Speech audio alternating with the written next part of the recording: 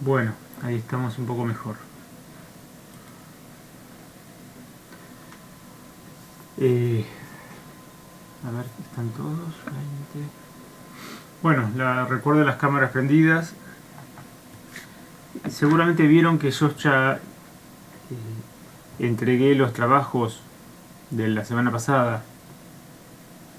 En algunos casos les puse nota, les puse un número, trabajos que estaban relativamente bien o muy bien incluso, 7, 8, 9, 10, y en otros casos les indiqué que lo corrijan, sí, para volver a entregarlo.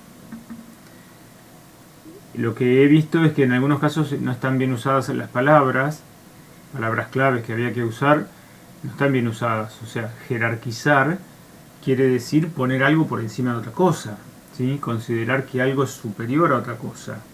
Entonces, en el caso que estábamos comentando, que es esa situación en Springfield en torno a inmigrantes, la población local nativa se jerarquiza por sobre los otros, ¿bien? Se pone por encima, porque nosotros somos los nativos, somos mejores, superiores, bien, que los otros.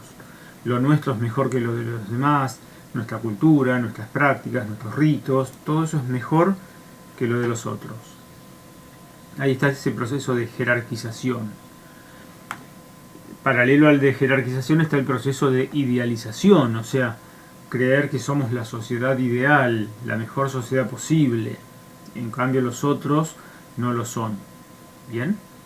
Entonces, cuidado con esos términos. O sea, la idea es usar esos términos bien. Esa es lo que estamos esperando en la materia.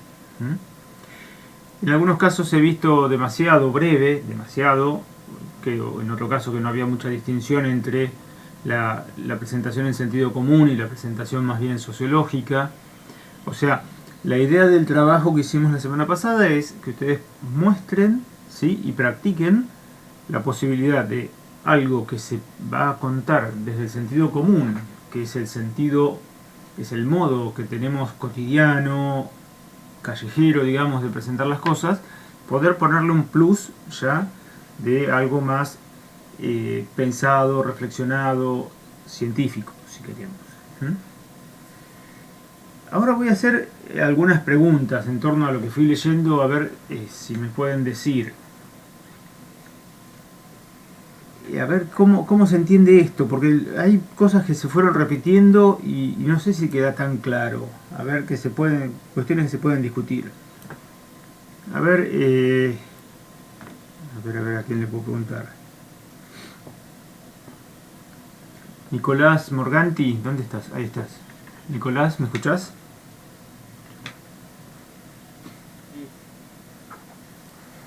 A ver, ¿podés explicarnos el tema del pago de impuestos? ¿Por qué es tan problemático el pago de impuestos o digamos, que los inmigrantes no pagan impuestos?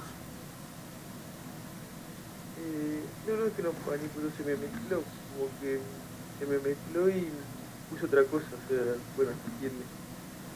Está bien, pero no importa lo que escribiste vos. O sea, en el capítulo de Los Simpson o en la vida cotidiana incluso. ¿Por qué un Eh, inmigrante no pagaría impuestos? no es que no paguen impuestos, es que, bueno, no sé. Pero el tema es este, que muchos de ustedes repiten esto y vivimos repitiéndolo a veces en la vida cotidiana, pero el problema es, un inmigrante no paga impuestos. Sí, paga. ¿Cuál es el impuesto que más veces pagás vos? Eh, no sé, como por ejemplo la luz, el agua. No, esos son servicios, no son impuestos. O sea, Ah, un servicio es cuando yo pago por algo que me dan. A mí me dan luz, yo lo pago. ¿Bien? Pero no es un impuesto.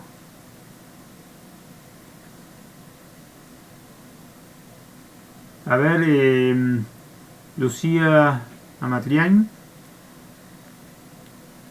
¿qué impuesto pagás más veces vos? Todos los ciudadanos lo pagamos muchas veces. Todos los días pagamos ese impuesto.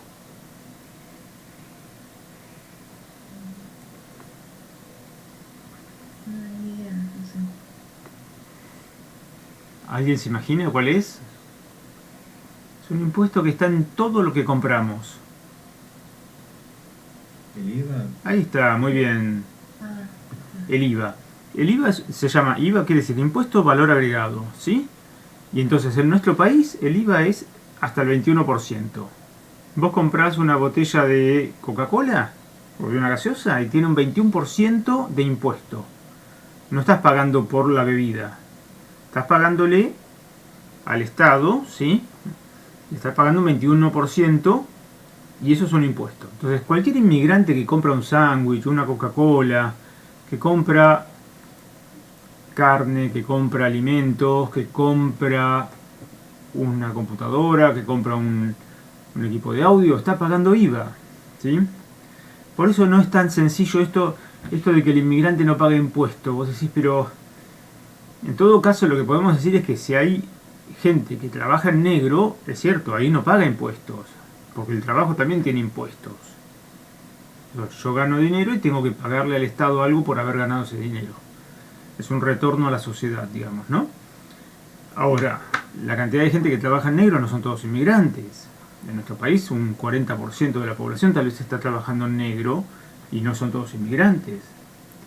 Entonces, ahí viene el problema que hay que pensar. ¿Por qué asociar que el inmigrante no paga impuestos si no es tan fácil no pagar impuestos? Y, por otro lado, gran parte de la sociedad nativa evade impuestos. Entonces no es como decir, todos pagamos impuestos menos los inmigrantes. Es otra arbitrariedad más del prejuicio. Entonces, lo que tenemos que pensar es esto. Cuando nos hablan de impuestos, decir, bueno, a ver, ¿de qué impuestos nos estás hablando? ¿Quién evade? ¿Solo este o también todos? ¿La evasión es posible para unos y para todos también? Bueno, entonces, no quedarnos con la versión del alcalde de Springfield. El alcalde de Springfield tiene que salir de una situación que está medio apretado y inventa esto. ¿Qué hacemos? Bueno, digamos que son los inmigrantes. Los impuestos son caros porque los inmigrantes no pagan impuestos y la población lo tiene que pagar. A ver, no quiere decir que no pasa nada. Cuando una sociedad tiene inmigrantes, el riesgo que hay es que ocupen puestos de trabajo que podrían tener la sociedad nativa, la población nativa. Eso es cierto, ¿no? También es cierto que en la dinámica de las sociedades muchas veces los inmigrantes terminan haciendo trabajos que la población nativa no quiere hacer. Entonces, bueno, hay un ida y vuelta ahí.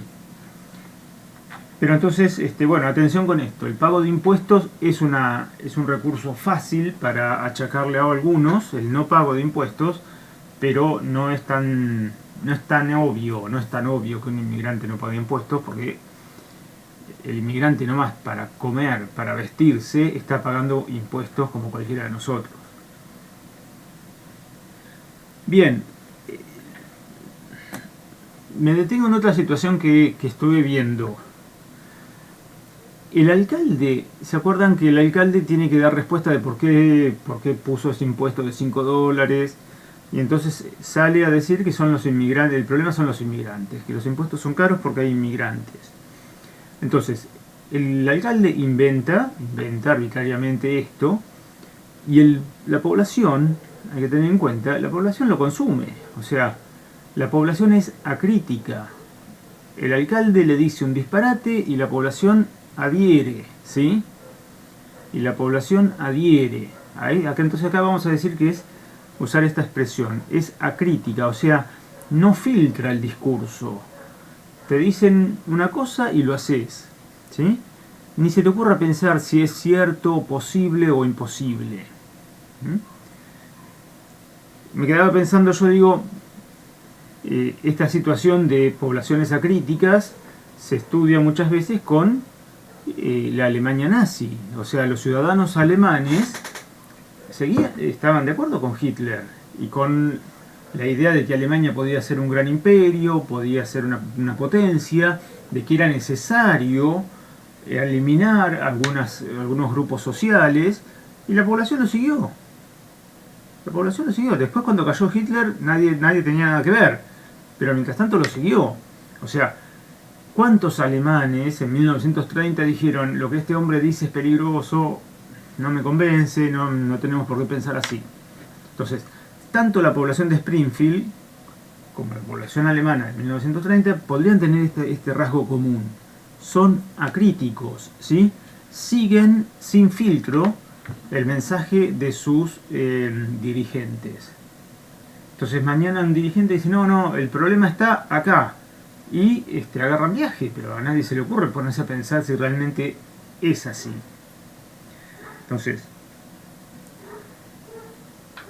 tanto el alcalde como la población de Springfield nativa son corresponsables, son discriminadores los dos. O sea, el alcalde inventa un disparate y la población se agarra viaje. Le gustan los disparates, le gusta generar chivos expiatorios, le gusta tener culpables, ¿sí? A quienes crucificar, a quienes castigar. En este caso la ligaron los extranjeros. Entonces, no nos olvidemos de esto. El alcalde es uno, pero la población es mucho más y sin embargo agarró viaje con este disparate que presentó el alcalde para no tener que dar otro tipo de explicaciones. Le echó la culpa a otro, ¿sí? Bien, decíamos entonces una ciudadanía crítica y es una ciudadanía también irreflexiva, ¿sí? Irreflexiva. La palabra reflexión es un término importante que lo vamos a destacar en esta clase, porque reflexión es pensar las vivencias, no es vivir pensando, es pensar lo que nos pasa, lo que hacemos y lo que dejamos de hacer. Eso es reflexión. Muchas veces hacemos cosas o nos pasan cosas y si podemos pensarlas vamos aprendiendo algo. Generalmente la imagen que ha habido de personas sabias no es que el sabio sabe mucho, sino que el sabio pensó lo que fue viviendo, ¿sí? No es que le pasó, bueno, sí, hoy gané, mañana perdí, listo. No, a ver, ¿qué pasa cuando gano? ¿Cómo me siento? ¿Qué hice para ganar y qué no hice? ¿Por qué pude haber perdido? O sea, esa vuelta, ¿sí? Pensar la propia vida, pensar las condiciones en las cuales vamos moviéndonos. Es una vuelta, ¿sí? La reflexión es una vuelta sobre nuestra propia vivencia. Entonces, la población de Springfield es irreflexiva, ¿sí? Fíjense que aparece un oso que no le hace nada a nadie y no se les ocurre pensar qué están haciendo. Quieren una patrulla antiosos, cuando en realidad el oso no hizo nada. Es una cuestión ocasional. Ahora, generaron alarma, pánico, por un oso que no le hizo nada a nadie. Entonces, esa población no vuelve a pensar sobre sí mismo, no vuelve, dice, a ver, ¿qué hicimos? Sí, era un disparate inventar una patrulla antiosos porque el oso no le hizo nada a nadie, ¿sí? Entonces, esa población va viviendo y no va pensando lo que vive. Y luego también es irreflexiva esta población cuando el alcalde larga un disparate y agarran viaje todos. Y nadie dice después, a ver, el alcalde dijo cualquiera. Fíjense que en el capítulo a los extranjeros se los deporta. Menos a Apu, que hace esto de nacionalizarse. Pero a los extranjeros se los deporta. Y nadie, después la reflexión por ahí de Homero, gira en torno a que Apu es su amigo y hubiese perdido un amigo, va por el lado del sentimiento, pero nadie piensa el disparate que hicieron. O sea, es una sociedad que vive de sensaciones, sentimientos y en ningún momento se piensa a sí misma. Ese es el punto que podemos observar. Entonces, atención con eso. Si es una población irreflexiva, una población acrítica frente al discurso de su gobernante, que es su alcalde en este caso, e irreflexiva porque nunca vuelve a pensar sus acciones, lo que hace o lo que deja de hacer. Vuelvo a esto. Yo decía que Homero cambia su punto de vista por los sentimientos que tiene hacia Apu, que es amigo, ¿sí? O le tiene lástima incluso en algún momento. Pero en ningún momento piensa sobre lo que él está haciendo. O sea, ¿qué pasaría si Homero no tiene ningún inmigrante amigo? Listo, que se vayan todos, ¿sí? Pero nunca se va a poner a pensar si es justo o es injusto lo que está haciendo. Se maneja por sentimientos. En algún momento hay que completarlo con algo más eso. Sí, bueno, a ver, nos pensamos como ciudadanía, pensamos los derechos, pensamos las obligaciones, pensamos las oportunidades, ¿bien? Pero si es solamente por sentimientos, eso tiene el riesgo de que hoy el sentimiento puede ser bueno, pero podría no serlo, ¿sí?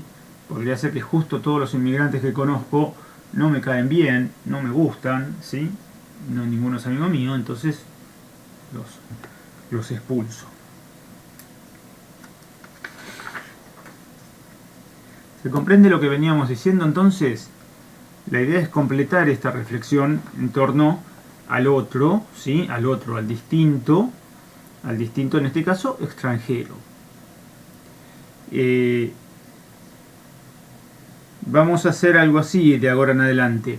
Bueno, los que les indiqué que entreguen nuevamente el trabajo lo harán en esta semana, ¿sí? Lo corregirán y lo entregarán. Y ya la semana que viene vamos a comenzar con otra variante de esta reflexión que estamos haciendo en torno a los unos y los otros, ¿sí? El otro diferente. En este caso habíamos elegido el extranjero, pero hay muchas variantes. Hay muchas variantes. ¿Qué pasa si el diferente es tiene gustos diferentes, tiene ritos diferentes, tiene religión diferente, tiene costumbres o tiene una identificación muy diferente? O sea, ¿qué pasa si el otro es, ante la comunidad de varones, el otro es la mujer? ¿Sí? ¿Qué lugar, qué espacio, qué mirada hay sobre la mujer? ¿Qué pasa si el otro diferente es, en una sociedad heteronormatizada, es el que no es heterosexual? ¿Qué pasa ahí? ¿Sí? ¿Cómo se lo mira al diferente en lo que hace a su orientación sexual? ¿Qué lugar se le da? ¿Qué respeto? ¿Sí? Bueno, hay muchas variantes para pensar al otro diferente. Podría ser el que no es de mi club de fútbol. Fíjense, justo nosotros como rioplatenses tenemos un problema serio con eso. ¿Cuántos años hace que no se puede ir a la cancha a ver un partido porque los diferentes no se pueden encontrar? Y si se encuentran es para masacrarse, es para quilombo. Entonces, ¿qué pasa ahí con los que son parecidos y los que son diferentes? ¿Qué capacidad de tolerancia tenemos y qué capacidad de integración tenemos de aquello que no es igual a lo nuestro o a lo que tenemos en nuestra representación? Entonces, es muy amplio y ya la semana que viene vamos a empezar a abordar alguna otra variante. Con el profesor Cohen habíamos decidido empezar por el extranjero, pero luego vendrán otras variantes más. Los extranjeros son un punto en muchas poblaciones, o sea, hemos partido de un dibujo animado como Los Simpson, pero podríamos irnos a Francia y ahí es un temita porque Francia tiene mucha población negra venida de Angola, ¿sí? Podríamos irnos a Inglaterra también, podemos irnos a España. Nosotros mismos en Argentina tenemos una población, en algunas regiones, población que ha venido de Latinoamérica, y también tenemos población que viene de África, ¿sí? Identificamos que es el Zaire o lugares así, esta población negra, de piel negra, de color negro, que ha llegado en los últimos 15 años, ¿no? Entonces, bueno, ¿cómo se acepta, cómo se integra, cómo se dialoga con esa diferencia? ¿Sí? Es un problema social, un punto social que es bueno siempre tenerlo en mente y pensarlo y reflexionarlo. Bien, si alguien quiere decir algo, lo escuchamos con mucho gusto.